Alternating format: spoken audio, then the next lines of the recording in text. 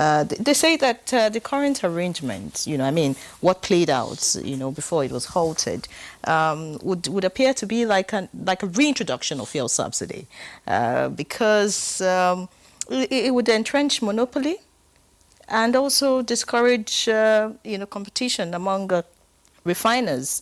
I mean, these are some of the views by those who think that, well, this Naira for crude deal shouldn't have started in the first place. But I'd like you to react to some of these comments. Okay. When you talk about crude pricing, you need to recognize what we call import parity price versus export parity price. Okay. When Nigeria depended solely on importing fuel, fuel was priced mainly on the basis of import parity. In other words, you buy the crude from refineries, say in Rotterdam or wherever, you have to transport it to Nigeria. So when it lands here, the cost of that will apply. So essentially, it's on an import parity basis.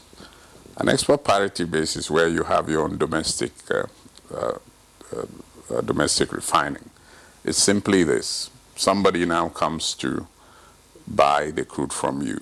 So they will deduct the cost of the freight, etc. And that is export parity pricing. So the delta or the difference between the two is really that freight cost, etc. Now, I'm not holding brief for Dangote and the way he runs his business. But I'm just trying to let people understand that on an export parity basis, the refined products will be cheaper for Nigerians. So on a broad economic basis, that is what you are getting now when Dangote was getting the crude the Naira crude in Naira. But remember, it did not cover all of his production because he supplemented that with importation. So again, you need to recognize that he was not receiving from NNPC, 650,000 barrels of oil a day. I think the contract was for about 100,000 barrels a day, something of that nature. But I stand corrected if I'm not quoting the correct number there. Okay. But the main thing is that I can buy crude from Dangote refinery is a complex refinery. What does that mean? It can produce different slates of products with different types of crude. Okay, so you can get cheaper crude, and he has machines to run those crudes through those machines and still deliver PMS at a competitive price because it's a complex refinery. And he's programmed that way. So on an export parity basis, he can be competitive. And even if he imports crude, the complex refinery he has enables him to